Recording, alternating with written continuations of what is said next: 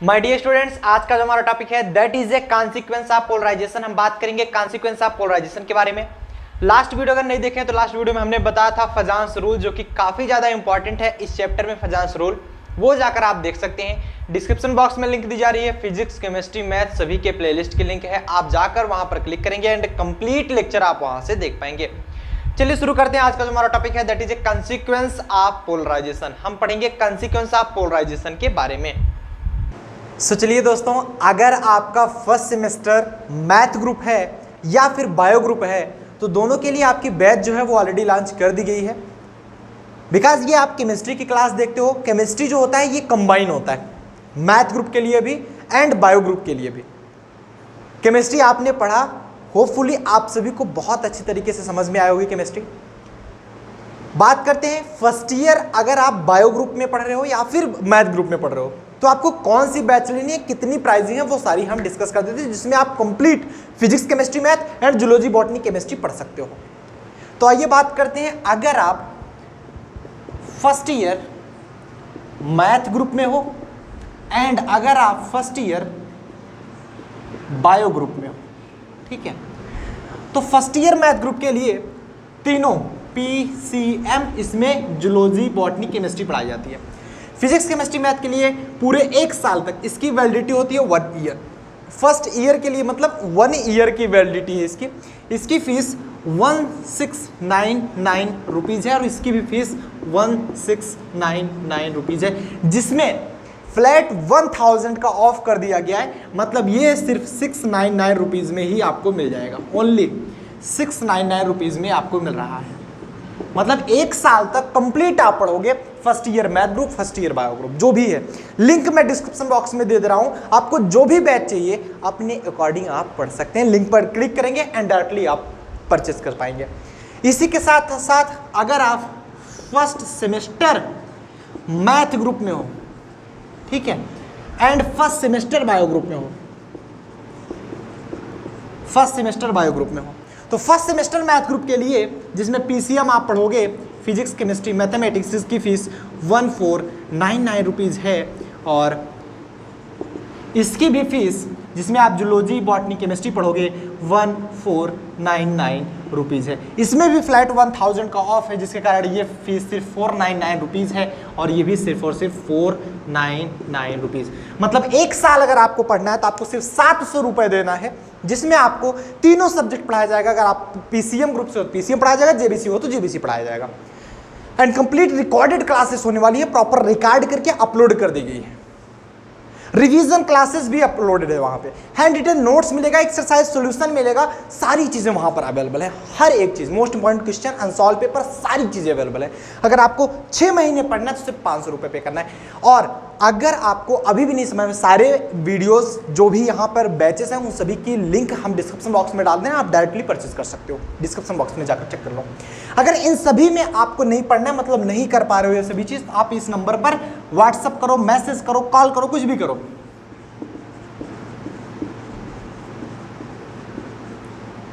9532039099 इस नंबर पर आप कॉल कर सकते हैं, मैसेज कर सकते हैं, व्हाट्सएप कर सकते हैं, कुछ भी कर सकते हैं। हाँ, मुझे इस बैच में एडमिशन चाहिए, आपको एक स्कैनर भेज दिया जाएगा, आप उस पर पेमेंट करके स्क्रीनशॉट भेजेंगे, आपको प्रॉपर इसमें एडमिशन कर दिया जाएगा। ये this is the best method, ठीक है। तो ये है आपका 9532039099। तो होपफुली आप सभी को काफ़ी अच्छा समझ में आ रहा होगा एंड बैच परचेज करिए और पूरी कंप्लीट अपनी क्लास कवर करिए। All the very best. यहां पर बताएंगे कॉन्सिक्वेंस ऑफ पोलराइजेशन में कि the polarizing power of a cation depends on ionic potential which is expressed as. मतलब यहां पर बताया जा रहा है जो पोलराइजिंग पावर होता है किसी भी कैटायन का, जो पोलराइजिंग पावर होता है that's depend on ionic potential, वो किस पे डिपेंड होता है, आयनिक पोटेंशियल पर, व्हिच इज एक्सप्रेस्ड एज, जो कि एक्सप्रेस किया जाता है फाई के द्वारा। मतलब आयनिक पोटेंशियल को आप लिखते हो फाई, तो आप यहां पर लिख पाओगे आयनिक पोटेंशियल को दैट्स फाई। आयनिक पोटेंशियल हमारा किससे रिप्रेजेंट किया जाता है, फाई से। इट मीन्स दैट अगर किसी भी कैटायन के पोलराइजिंग पावर की बात करें तो वो किस पे डिपेंड करता है, वो डिपेंड करता है आयनिक पोटेंशियल पर।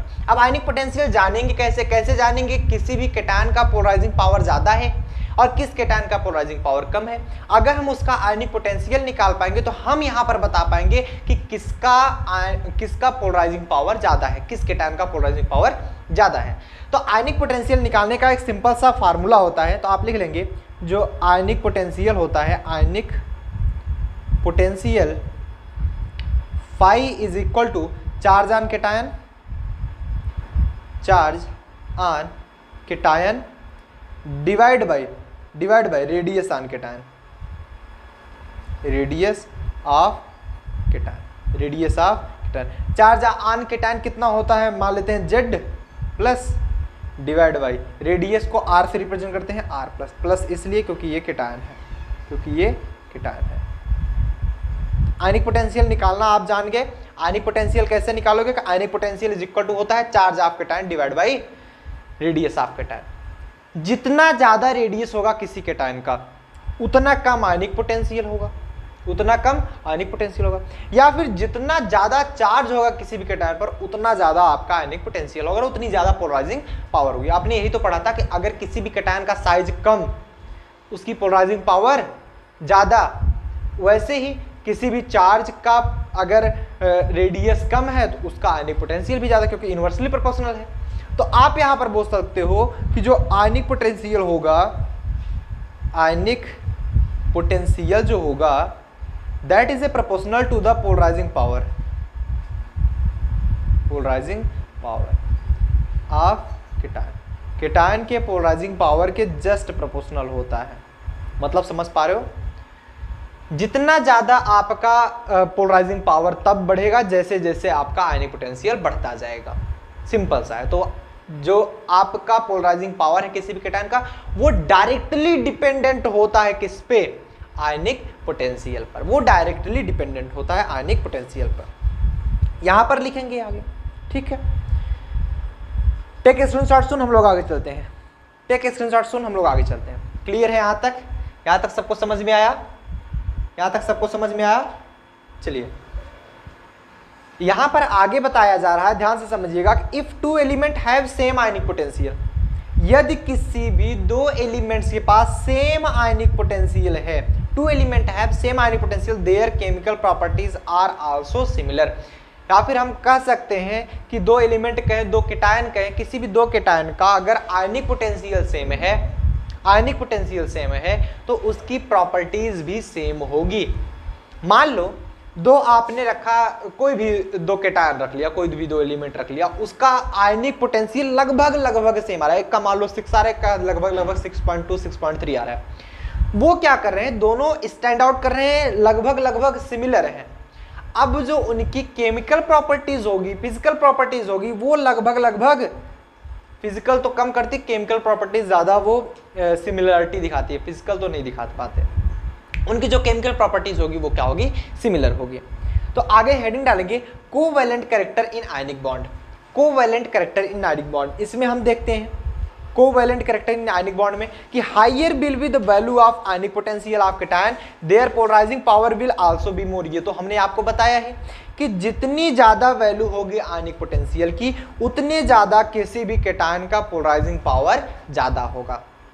Higher will be the value of ionic potential of cation, their polarizing power will also be मोर।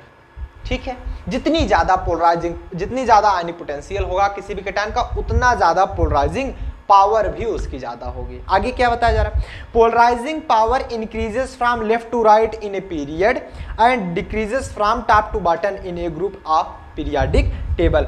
मतलब आपने पहले तो यह समझा कि जितना ज्यादा आयनिक पोटेंशियल होगा उतनी ज्यादा पोलराइजिंग पावर होगी।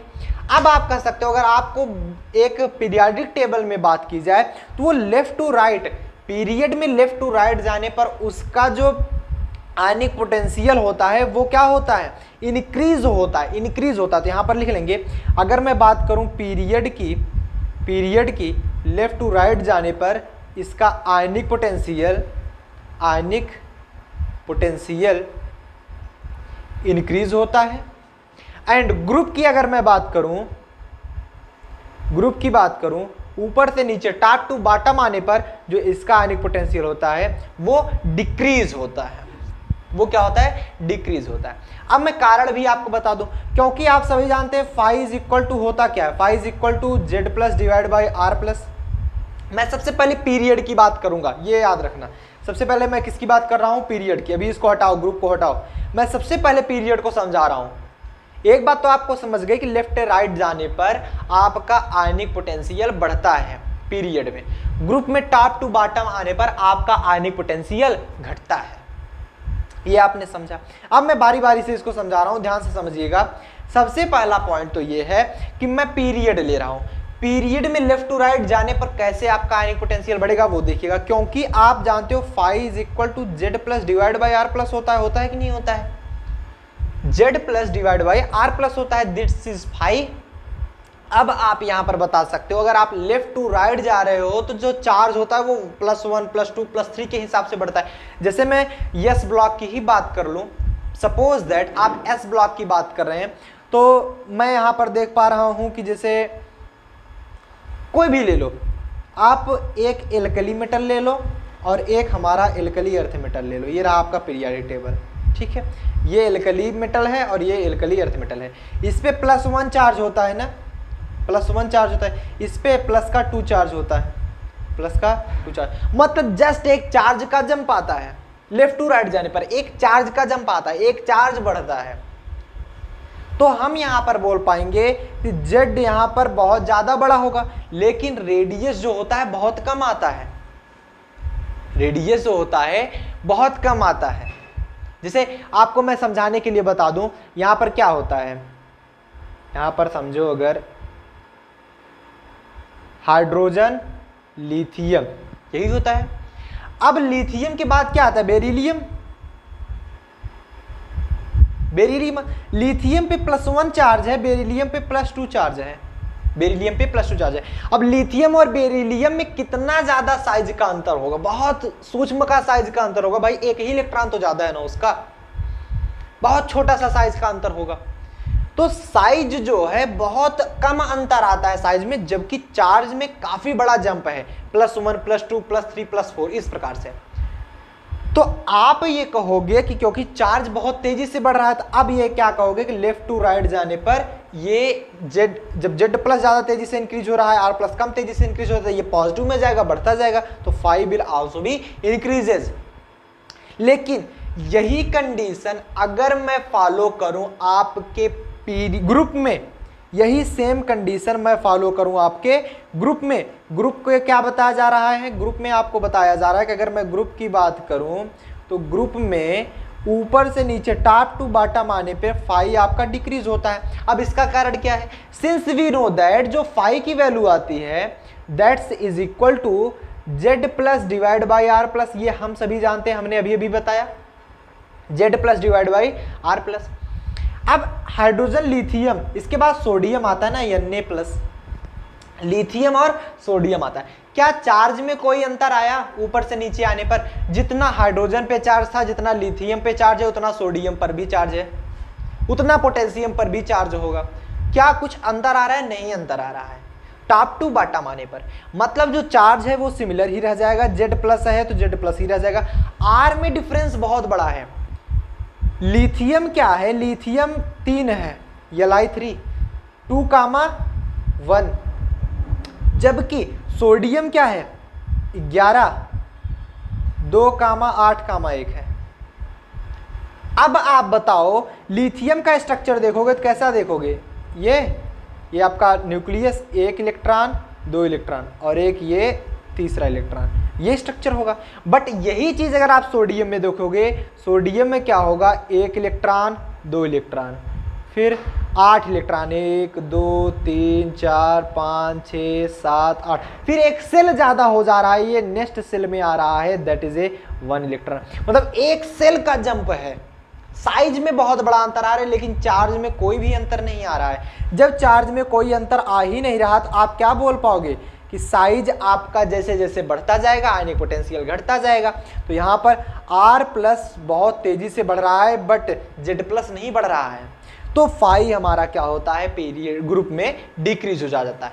फिर से अगर मैं बात करूं पीरियड की, लेफ्ट टू राइट जाने पर चार्ज आपका जंप करता है। जब चार्ज ज्यादा तेजी से बढ़ता है कंपेरेबल टू आपका साइज तो बहुत छोटा सा होता है, क्योंकि लिथियम के बाद बेरिलियम बहुत छोटा सा साइज बढ़ेगा, बहुत छोटा सा, लेकिन चार्ज में जंप आ रहा है, तब जाकर आपका आयनिक पोटेंशियल बढ़ेगा और पोलराइजिंग पावर भी बढ़ेगी। टॉप टू बॉटम आने पर आपका आयनाइजेशन पोटेंशियल घटेगा, आयनिक पोटेंशियल घटेगा। कारण क्या है? क्योंकि आपकी साइज बढ़ रही है, चार्ज रिमेन्स कांस्टेंट। किसी की बात कर लो, alkali metal, alkali earth metal, D block elements बात कर लो, पी ब्लॉक एलिमेंट्स बात करो, सबकी बात मैं कर रहा हूं। ऊपर से नीचे आने पर साइज जो है वो बढ़ जाती है, बट चार्ज सिमिलर ही रहता है, +1 जिस पे +1 ही रहेगा। एल्कली अर्थ मेटल देख लो, +2 चार्ज दिखाता है, सभी के सभी +2 चार्ज ही दिखाते हैं। इसी प्रकार से बातें समझ में आई, क्लियर हुआ? नोट करिए, हम लोग आगे चलते हैं। टेक ए स्क्रीनशॉट सुन, सबको समझ में आ गया ना? क्लियर हो रहा है सबको? बहुत बढ़िया। चलो, डायगोनल रिलेशनशिप, दूसरा पॉइंट आता है हमारा डायगोनल रिलेशनशिप। मतलब आप क्या कहोगे डायगोनल रिलेशनशिप क्या होता है? दो एलिमेंट्स, यहां पर थोड़ा सा मिस पॉइंट है, आप यहां पर ध्यान दीजिएगा, यहां पर मिस प्रिंटिंग है, थोड़ा सा आप समझिएगा, मैं इसको सुधार दे रहा हूं, ठीक है? यहां पर होगा दो एलिमेंट्स, ऐसे एलिमेंट्स, यहां पर बताया जा रहा है क्या, समझिएगा, मैं एक बार लिखने की यहां पर कोशिश करता हूं। दोज एलिमेंट्स, यहां पर देखिएगा, those elements which have almost same ionic potential, ऐसे एलिमेंट जिसके पास लगभग सेम आयनिक पोटेंशियल होते हैं, सो डायगोनल रिलेशनशिप, वो डायगोनल रिलेशनशिप दिखाता है। मतलब ऐसे एलिमेंट्स जिसके पास आयनिक पोटेंशियल लगभग सेम आ रहा है, तो वो आपका डायगोनल रिलेशनशिप दिखाएगा। फॉर एग्जांपल के लिए मेरे पास है एक Be+2 और एक है हमारे पास Al+3। Be+2 के लिए अगर हम मैं फाई निकालूं तो इसके लिए जो फाई आता है दैट इज इक्वल टू क्या हो जाएगा, पहली बात तो Z+/R+। बेरिलियम+2 का Z क्या होता है, मतलब इस पे बेरिलियम प्लस पे चार्ज कितना आता है, 2 डिवाइड बाई बेरिलियम का जो रेडियस होता है 0.31 होता है, इक्वल टू 6.4 आया। एंड Al+3 की मैं अगर बात करूं तो फाई इज इक्वल टू यहाँ पर +3 आ जाएगा, डिवाइड बाई R की वैल्यू, Al की वैल्यू कितनी होती है, 0.5। मतलब रेडियस जो होता है 0.5 होता है ये एल का। अब इसको अगर मैं डिवाइड कर दूं तो ये लगभग आ जाएगा आपका 6.0 के बराबर, ये लगभग क्या इक्वल ही आएगा 6.0। अब यहाँ पर आप देख पा रहे हैं बेरिलियम और एल्युमिनियम का जो आपका फाई की वैल्यू है वो लगभग सिमिलर है, उसका 6.4 इसका 6.0 लगभग सिमिलर है। ऐसा तो है नहीं कि इसका 6 है उसका 8 है उसका 6 है उसका 10 है, ऐसा नहीं है। 6.4 6.3 6.2 वो नियर बाई इक्वल होते हैं। तो आप बताओगे कि फाई ऑफ, यहां पर लिखोगे एक सेकेंड कि जो बेरिलियम का फाई है वो लगभग इक्वल है एल्युमिनियम के फाई के बराबर। तो आप कह सकते हो hence beryllium and aluminium so diagonal relationship, ये क्या शो करते हैं, डायगोनल रिलेशनशिप शो करते हैं, हाँ या ना? ये क्या शो करते हैं, डायगोनल रिलेशनशिप शो करते हैं, नोट कर लीजिए, ये डायगोनल रिलेशनशिप शो करते हैं। ठीक है, समझ में आया, क्लियर होता है? नोट करिए, हम लोग आगे चलते हैं, नोट करिए, आगे चलें। तीसरा, मेल्टिंग पॉइंट ऑफ कंपाउंड, हम पढ़ेंगे मेल्टिंग पॉइंट ऑफ कंपाउंड के बारे में। मेल्टिंग पॉइंट ऑफ कंपाउंड क्या होता है, यहां पर बताया जा रहा है covalent character increases in ionic compounds. जो कोवेलेंट कैरेक्टर होता है आयनिक कंपाउंड में वो इंक्रीज करता है by increasing polarization, consequently melting point decreases. मतलब यहां पर कहा जा रहा है कि covalent character increases in ionic compound by increasing polarization. जैसे जैसे पोलराइजेशन बढ़ता है किसी भी आयनिक कंपाउंड का, वैसे वैसे आपका कोवेलेंट कैरेक्टर भी इंक्रीज करता है एंड कॉन्सिक्वेंटली, और तुरंत ही मेल्टिंग पॉइंट डिक्रीज हो जाता है, तुरंत ही मेल्टिंग पॉइंट डिक्रीज हो जाता है। इट मीन्स दैट, पहली बात तो याद रखो, अगर चार्ज बढ़ेगा तभी आपका पोलराइजेशन बढ़ेगा, जब पोलराइजेशन बढ़ेगा तभी आपका आयनिक पोटेंशियल बढ़ेगा, याद करना, ठीक है? जब आयनिक पोटेंशियल बढ़ेगा आपका कोवेलेंट कैरेक्टर बढ़ेगा, एंड कोवेलेंट कैरेक्टर जब बढ़ेगा तब आप कह सकते हो आपका मेल्टिंग पॉइंट डिक्रीज कर जाएगा, मेल्टिंग पॉइंट डिक्रीज कर जाएगा। ठीक है, पहली बात आपने क्या समझा, जैसे जैसे चार्ज बढ़ेगा तुरंत ही आपका चार्ज बढ़ने के साथ साथ आयनिक पोटेंशियल भी बढ़ता है, आयनिक पोटेंशियल बढ़ता है तो पोलराइजेशन बढ़ता है, पोलराइजेशन बढ़ता है तो आपका कोवेलेंट कैरेक्टर बढ़ता है, जब कोवेलेंट कैरेक्टर बढ़ता है तो मेल्टिंग पॉइंट घटती है। याद हुआ? चलो हम यहाँ पर लिखेंगे कुछ पॉइंट्स। क्या लिखेंगे? एक तरफ हम लिख दे रहे हैं मॉलिक्यूल, मॉलिक्यूल, एक फिर लिख रहे हैं हम चार्ज आन केटायन, फिर मेल्टिंग पॉइंट। यहाँ से आपको समझ में आ जाएगा मेल्टिंग पॉइंट। मॉलिक्यूल में हम ले रहे हैं क्या क्या, जैसे आप NaCl, MgCl2 जिसके चार्ज बढ़ रहे हो हम उसी को दिखाएंगे, एंड फिर AlCl3। तो अब आप यहाँ पर दिखा सकते हो कि Na पे कितना चार्ज है, +1, Mg पे +2 चार्ज होता है, Al पे +3 चार्ज होता है। तो जैसे जैसे चार्ज बढ़ रहा है वैसे वैसे आपका आयनिक पोटेंशियल बढ़ रहा है, आयनिक पोटेंशियल जैसे बढ़ेगा तो पोलराइजेशन बढ़ेगा, पोलराइजेशन बढ़ेगा तो कोवेलेंट कैरेक्टर बढ़ेगा। मतलब charge proportional to ionic potential, proportional to polarization, proportional to covalent character. ये चारों चीज आपस में प्रोपोर्शनल होती है डायरेक्टली, एक बढ़ता है तो सभी बढ़ते हैं। ठीक है, तो मेल्टिंग पॉइंट वैसे वैसे डिक्रीज करेगा। इट मींस दैट NaCl का जो मेल्टिंग पॉइंट होता है दैट इज 800 डिग्री सेल्सियस। नमक को आप 100 डिग्री सेल्सियस पे मेल्ट नहीं कर सकते हो, उसे 100 डिग्री सेल्सियस पर मेल्ट करना पड़ता है। कभी एक्सपेरिमेंट की वीडियो देखो तो आपको समझ में आएगा कि जो NaCl होता है वो नॉर्मल कहीं पर मेल्ट नहीं होता है, उसके लिए एक अलग सी भट्टी बनानी पड़ती है जिसमें वो मेल्ट किया जाता है। बहुत हाई टेम्परेचर उसको दिया जाता है, लगभग 800 850 इस प्रकार से डिग्री सेल्सियस दिया जाता है। 800 के ऊपर ही मेल्ट होता है, 800 के नीचे मेल्ट नहीं होता। फिर 71.5 डिग्री सेल्सियस MgCl2 का होता है, इसका मेल्टिंग पॉइंट बहुत कम है। और AlCl3 का तो बिल्कुल है ही नहीं, सब्लिमेशन है, दिस इज सब्लिमेशन। मतलब आपने समझा कि जैसे जैसे पोलराइजेशन बढ़ेगा वैसे वैसे आपका कोवेलेंट कैरेक्टर बढ़ेगा एंड मेल्टिंग पॉइंट घट जाता है। तो इतना नोट डाउन कर लीजिए। क्या इतना समझने के लिए आपको एक्स्ट्रा दिमाग लगाने की आवश्यकता है? नहीं, सिंपल है, इतना तो आप समझ ही जाओगे। क्लियर है? चलो नोट करिए, हम लोग आगे बढ़ते हैं। Take a screenshot, take a screenshot. हटाएं सॉल्युबिलिटी। अब हम बात करते हैं सॉल्युबिलिटी के बारे में। सॉल्युबिलिटी क्या होती है इसमें देखेंगे। With the help of polarization, comparative properties of compound and their explanation can be done. Polarization के हेल्प से कंपैरेटिव प्रॉपर्टी ऑफ कंपाउंड को और उसके बारे में एक्सप्लेन करने में हेल्प मिलती है हमें। किसके द्वारा? पोलराइजेशन के द्वारा। जैसे फॉर एग्जाम्पल के लिए among the chloride of alkali metal only LiCl is soluble in organic solvent. This is because a small cation of Li plus polarize more Cl minus ion.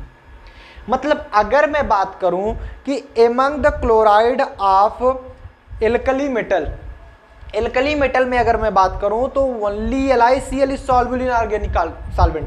अगर मैं आपको एक कंपैरिजन दिखाऊं तो जैसे NaCl होता है और NaCl MgCl2 एंड LiCl हो गया। तो जो Li होता है, जो LiCl हो, क्योंकि अब देखो एक बात और समझो, NaCl तो हमने लिया ही था, NaCl, ठीक है, NaCl एंड यहाँ पर हम AgCl भी ले सकते हैं, AgCl भी ले सकते हैं, LiCl। Li का सबसे छोटा होता है, Li क्या है? सबसे छोटा है, तो ये Cl को ज़्यादा पोलराइज कर पाता है। तो इसीलिए यहाँ पर बताया गया कि among the chloride of alkali metal only LiCl is soluble in organic solvent. This is because a small cation Li plus polarize more Cl minus ion. जितना ज़्यादा किसी भी आयन को जो कीटायन पोलराइज कर पाएगा वो उतनी जल्दी किसी भी ऑर्गेनिक सॉल्वेंट में सॉल्युबल हो जाएगा। जैसे आप NaCl डाल दो, फॉर एग्जाम्पल के लिए समझो, जैसे मैं NaCl ले लिया एंड LiCl ले लिया, तो दोनों में से क्लोरीन को कौन ज्यादा पोलराइज कर पाएगा, NaCl की LiCl? LiCl because Li cation have less size than the sodium. Li का जो साइज है वो छोटा है सोडियम की अपेक्षा, so it will be more polarize chloride ion, ये क्लोराइड आयन को ज्यादा पोलराइज कर पाएगा comparable to sodium due to the small size. अब आप कहोगे अगर हम बात करें ऑर्गेनिक सॉल्वेंट में घुलने की तो ये जल्दी घुलेगा, LiCl ज्यादा सॉल्वेंट में घुल जाएगा ऑर्गेनिक सॉल्वेंट में कंपेरेबल टू NaCl। अगर आप नमक को पानी में डालते हो तो क्या तुरंत घुल जाता है? थोड़ा टाइम लेता है, थोड़े टाइम बाद घुलता है, बट LiCl जल्दी घुल जाता है। कारण क्या है? क्योंकि वो क्लोरीन को ज्यादा जल्दी से और ज्यादा तेजी से वो पोलराइज कर पाता है और ज्यादा पोलराइज कर पाता है, इसलिए ज्यादा अच्छे से वो घुलनशील होता है। सो इतना नोट डाउन करिए, हम लोग आगे चलते हैं कलर पर। टेक ए स्क्रीनशॉट सुन, हम लोग आगे बढ़ते हैं। क्लियर हुआ यहां तक? चलो आगे बढ़े कलर पर। High value of polarization is responsible for development of colour in organic compound. कोई भी एलिमेंट्स है उसका जितना ज्यादा पोलराइजेशन होगा, high the value of polarization is responsible for development of colour in organic compound. Inorganic compound में जो colour देता है वो पोलराइजेशन से कलर आता है।